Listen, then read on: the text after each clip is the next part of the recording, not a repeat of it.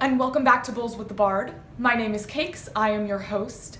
This week we are chatting with Anne Turiano and Ian Blackwell Rogers. Anne is an actor, director, dialect coach, and teaching artist in the Baltimore area. She has worked for such theaters as the Baltimore Shakespeare Factory, Baltimore Center Stage, and Fells Point Corner Theater. Ian is a classical actor in the DC and Baltimore areas. He has worked for the Baltimore Shakespeare Factory as well, Brave Spirits Theater, Quotidian Theater Company, and many more. This week we will be doing our regular interview with them, and next week for our episode of The Pitch, they will be talking about the Baltimore Shakespeare Factory's production of Othello in original pronunciation. So, without further ado, I give you Ian and Anne.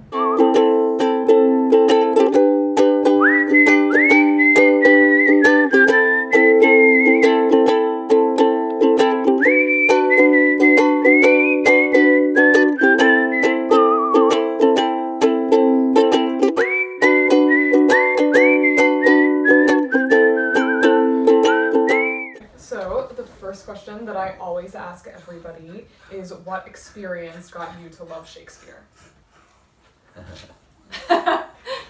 So, we were saying before we turned on the cameras that my father read me Moby Dick, because we're in a house that has 30 copies of Moby Dick, just want to say.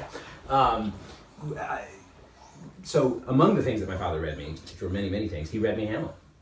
Like when I was a kid, we picked a lot of books and read them, and one of the books he read me, because he was a literature person, and literature was Hamlet. So, and he explained references to me and all this stuff, and I really liked it. I was like, oh, that's really cool.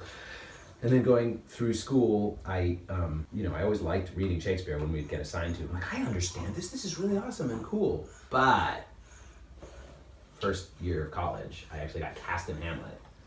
First semester, freshman year. Hamlet? No. I was Laertes. Okay. But I mean, I was just super psyched to be in the show, and I was just like, this is so good. This is like, these words were meant to be spoken. And I remember having that like very specific like epiphany, like, these words were meant to be spoken. They just come right out. They're great. And that was with Laertes, which is okay part, sort of, but it's not the best written part ever. But I was just like, this is just fantastic. So for me, that's what it was. Did your dad do voices when you read Hamlet?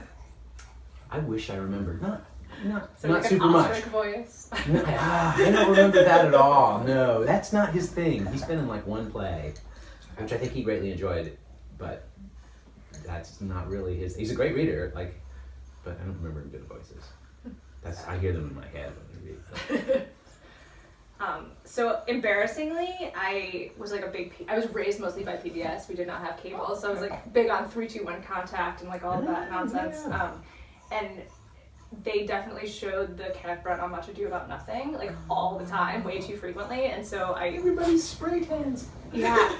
I got like a girl crush on Emma Thompson, and it was like done. She's I was awesome. done because she's fucking awesome. Yeah. That was it. I was like, Shakespeare, what? Yeah. Basically because she's so cool. I mean, that's fair. All right, which of his plays is your favorite play? And why? That's hard, right? Yep, it's real hard. It's hard.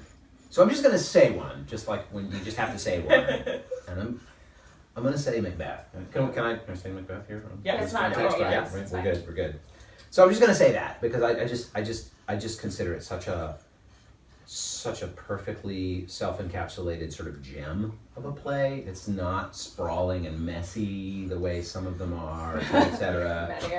Right. Which there's a lot to love about that, and I've come to appreciate that a lot more. But God, just the sort of burnished language in it is just amazing, and the consistency of mood, again, which is not something that is always Shakespeare's hallmark, and even it's a thing that that people love about him. I think is how he'll jump wildly from mood to mood, but Macbeth is this all of a piece kind of thing, and it's amazing. I just have to admit, those lines just echo in my head sometimes for no reason. I'm not the only one, clearly. Pretty excited. You're the star. Who loves You Macbeth. are. What's your favorite? As You Like It. As You Aw. Like is pretty good. Wow, As You Like It. I have a real soft spot for Love's Labor's Lost, and I think it's just because it's so dorky. It's so It's really. Like I think it's like an underdog play that not a lot of people like, so I'm interested in it for that reason. That's like the right word for it, though. It's so wordy. It's the play where every character says, "See what I did there?" After Yeah, every it was like a lot of rib poking, but it's just I love it so much. And you act as well, right? I do sometimes, although Okay. not recently because I've just become obsessed with directing Oh, and okay. like being in charge, which is really fun. But yeah, I've been in quite a few of the BSF productions. True. Okay. Well, since you're getting into directing, if you could direct one, which one would you pick? I feel like I would want to do a Romeo and Juliet. I teach middle school right now, and so it's like they read it, right? They read this play in like 8th grade, I think, and they all are just so confused. And a lot of that has to do with the fact that their teachers, Miss Mackenzie, they read the No Fear Shakespeare, so they read the like modernization paraphrasing, and they don't read the Shakespeare text. And like, it makes me sad in my heart because I'm like, but it's like he's not really that great of like a plot deviser. He's stealing most of these. It's really the words that are the important part. But I would want to direct something that is specifically geared towards middle schoolers. That was like an R&J that I think is like cast with 13 to 14-year-olds where you can find them and like really of their age group. Okay, cool. Maybe. Yeah, that would be fun. All right, and then shifting to actor perspective, if you could play any character, who would it be and why? He's played all of them. Yeah, I know. So You've played a I lot have of been good ones. super fortunate, and I am currently in the next on my list. Like Okay. that was the next one I had formulated to myself. Like, damn it, I want to play Iago, So now I'm doing it. So like, I don't honestly quite know what. I mean, I would happily do lots of things. I mean, because I've been really fortunate to get great like sort of central roles. I do think a lot of fun could be had taking one of the fun well-written minor roles and just doing something wacky and crazy with it. I don't know. Do you I wish I have? had a better answer. Do you have any ladies? Oh, okay. that you would like to play? Okay. Those are both great questions. Those are both fantastic questions because you mentioned Lear, right? And I wanted to do Edmund ever since I was like a dumb teenager, right? And now I have done Edmund, and it was great. But having done that, I realized that Lear is fucking chock full of fantastic parts, right? All of them are so now great. I want to do Edgar because having done Edmund, that was fun and awesome. But like, I'm also not a stupid teenager anymore, and like, I mean, I think I did fine with Edmund, but I was like, okay, but it doesn't charge me up quite as much as it used to. And Edgar is so weird and insane, so I'd love to do that. I would love to do Kent, which I realize I don't think anybody's gonna like give me Kent for a while, right? But Kent is awesome. And I actually have already decided that I'd love to do Lear. Like, I would love to play Lear, and God knows when. Well, the problem with you, Ian, is that you're Dorian Gray and you look like you're 30 and I mean, you get age into these parts before you actually look like... Right, I mean, right. I think that people will not consider putting me, giving me Lear, even when I'm technically as old as a lot of people who have played Lear. Yes. So on the guy's side, Lear was a great question, because like, those are the actual next ones that I'm actually starting to think of. I've played Dukes. I've played plenty of Dukes. You're over it. I'm fine with it, but like I've played lots of Dukes. But like as far as sort of awesome older parts, like Kent is pretty amazing. Plus he's an insult machine. Yeah, that monologue. He has a monologue that's just Right. insult. I will tread thee into a paste and daub the wall of jakes with thee. Just like, what? Mic drop. So ladies, that's another wonderful question. I got the chance when BSF did a Halloween special to play Desdemona for a second. Oh my god, I think I was drunk when that happened. I mean, I think you weren't around at most that of I us was point. not were. around at that point. We did a fundraiser Halloween party, which I have no idea how that went as a fundraiser, but the idea was, hey, submit an idea for a part that you will really probably never get to play. And Kelly wanted to do Othello. Yeah. She wanted to do Othello. She's like, who would be my Desdemona? And I'm like, yeah, of course. So we just did the smother scene. Oh, cool. And I'm a hell of a lot taller than Kelly, which was kind of fun. So I was on my knees for a lot of it. And we didn't have a bed because we were just doing a night of scenes. We were just jumping up on the stage, so we didn't have a bed. And it was really fun. I learned my lines just barely, because I mean this is like a super quick thing. Yeah. But I did kind of know him, so I'm not saying I'm just saying that was really awesome to play Desdemona. I don't know that now I want to really do it for real, but who would I play Desdemona? I'd be up for any. I would. I mean, Shakespeare, like, there's a wonderful piece by famous British actress who just played Lear. I don't remember. And she wrote a wonderful piece that like went in the Guardian about like it was like Dear Shakespeare. It was addressed to him, and it was like, you have written wonderful women. I've like had the pleasure to do them all, but let's be honest. Yeah. No, I mean, that's what the piece was. She's like, I've been really proud that like I've gotten to do these things, and they're well written. But let's be honest, you didn't focus on us. You didn't give us as good stuff as you did. You know, so I'm lucky. I'm super lucky. I get good parts because I'm what people think of in their head as the thing, right? Like I'm a guy. Got a good look. I have a dramatic look. Yes. With that pointy goatee. I got that pointy goatee, and I don't know if being white helps or not, but like, it doesn't hurt. Right? Yeah, let's in be our real. world, in our world, it doesn't hurt. And Ugh. so, like, I've been lucky as far as that, and I'm always willing to try something different. I think there should be more gender swap Shakespeare. I agree. I'm not. I'm calling for that. Yeah. Why You not? play guys. Like, I played guys, you yeah. play Well, guys, I mean, you first of play. all, if you're a woman around here in this low money, no money Shakespeare, you play guys. You definitely play oh, guys. definitely. Who would you play? I remember if your you- mirror shades as the arresting officer in Oh my Twelfth God. Night. Oh man, And the that mustache. mustache. That was a good mustache. Yeah, that was too much fun. Right? That rocked. That was for a 5-minute part. I'd be willing to go all out for like a 5-minute part. Whatever. I feel like that's what makes a difference with good shows is like having really talented people in the smaller parts that don't have as many lines, that they can be more present and more reactive. That's what raises the bar to me. Is that the ice cream truck? It is definitely the ice cream truck. Is it the Is that same ice ice cream? cream truck that is outside the Shakespeare Factory in I think it Hampton? followed us. That apparently is mostly business is not ice cream? From what I've heard. No, it's absolutely true. Okay. Like, did you not know that? No. You don't live in Baltimore, so No. you don't know. It's a weed truck / That's a Slash description. whatever else. This just blew my mind. And I love it that it parks outside of the like retirement Oh, yeah. community Yeah. tower. Yeah. And I'm like, those guys are who mostly I think they're like surprised when you ask for ice cream. There's like some one They're food. like, oh, ice cream. Oh. Okay.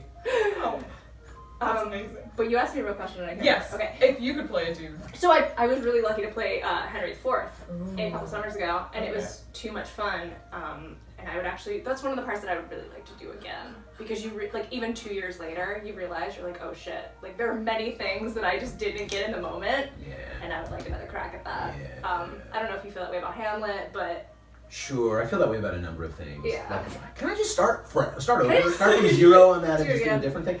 I'm not like sad and regretful about most things I've played. I feel like I'm like that was the show it was, and that was the production it was, and I did the thing that was in it, and I'm actually pretty happy and proud about that. Yeah. Mostly, but it doesn't mean I wouldn't love to get a different crack Yeah. at some things for sure. Yeah. I don't know, something random and stupid like I played Touchstone for Tom.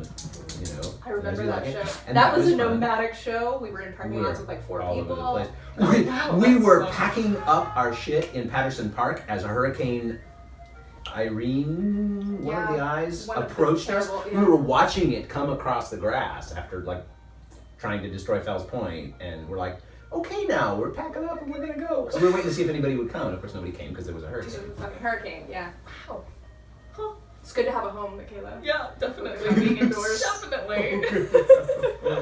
But I'm just saying, like, Touchstone would be one you could totally redo with nothing the same. I have to say, Yeah. I really liked Ian's Touchstone. I feel like Ian in comedic parts is like A++. I'm secretly a comic actor. I haven't seen you in a lot. I don't think I've seen you play Tom comedic. actually cast me as comic parts about half the time. He Yeah, I guess actually you're right. understands I it. guess Like you're he, right, yeah. he made me Ferg in Shoemaker's Holiday. But there are comedic aspects to Iago, and I think Mhm. I hope so. I hope so. I hope we bring in some of Oh, that yeah. a little bit. I mean, he's not like a laugh riot, but I've laughed watching you. okay. Yeah. Okay, good. Yeah, I feel like you should a little bit. All right. Last question. If you could give a piece of advice to someone who is just starting a career in Shakespeare, what would that piece of advice be?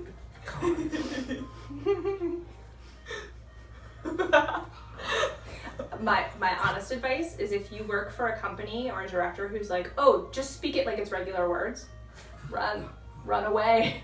It's not regular words. Okay, I'll second that. I'll go with that. I've heard that so many times and from so many actors, and then you have to like undo it and be like, do you know what iambic pentameter is? Like, I feel awkward about this. I agree with you, and I've had people come on this show and say the exact opposite of that and had to be like, let them give their advice. It like makes my blood pressure spike. I don't know. I haven't had that. I'm lucky. I haven't had that. Because that's, yeah, you're right. That's horrible. God, I wish I knew what advice to give. Everything's so random and happens. It is actually parked outside of the house. Yeah. Yes, it is. Seems like it. We have a theme for this show, and it's like sort of 8-bit music. So, can we go back to like gender for a second? Yeah. I think you have to tread a middle ground between holding to your truth and your ambitions and what you want to do, and then sometimes just getting apart and doing it.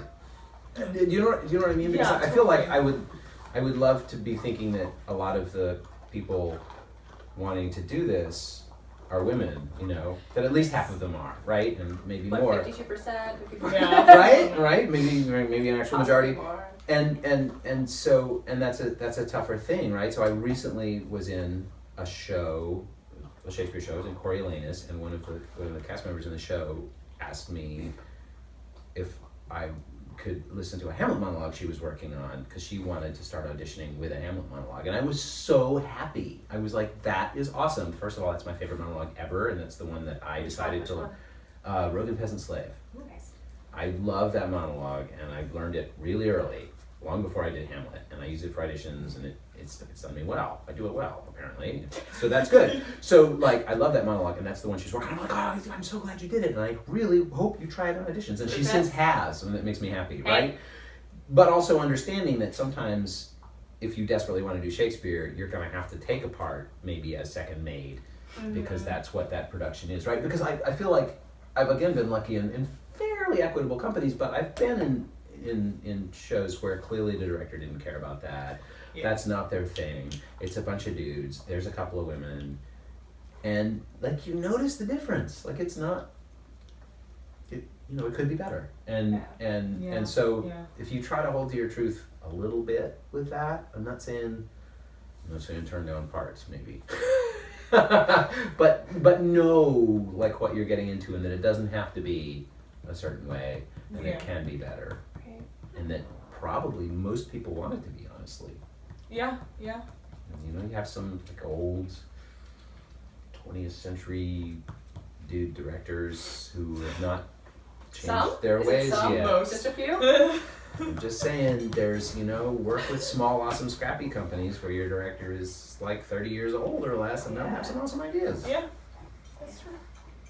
Well, awesome. If you enjoyed today's episode and you would like to see more content like it, please like us on Facebook at Bulls with the Bard, subscribe to us on YouTube at Bulls with the Bard, and follow us on Instagram at Stoned Shakespeare. We hope you enjoyed today's episode, and I will see you guys next week. Bye. 1,000 sighs to save. Oh, lay me where sad true lover never find my grave to weep there.